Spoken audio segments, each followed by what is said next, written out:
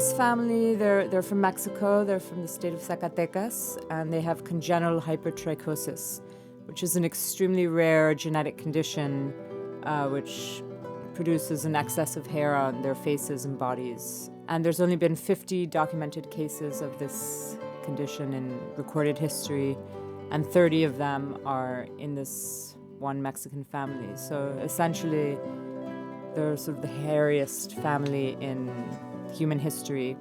Freak shows are still relatively popular in some parts of the world. Do they make capital out of their unusual image?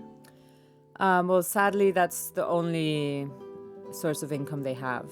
Since the children are bullied at school, a lot of them drop out at a very early age. And then as adults, due to their appearance and their lack of an education, they can't find work other than exhibiting themselves sort of in circuses and freak shows in Mexico and elsewhere.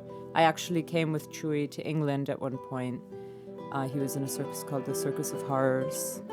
It's harder for the women than for the men because it's less socially acceptable for women to be very hairy. For the men, some of them are even considered virile and tend to have a lot of girlfriends. But for the women, it's very hard. Most of them live with their children and have been abandoned by sort of the non-hairy partners that fathered their children. In an age of genome science, is there a treatment?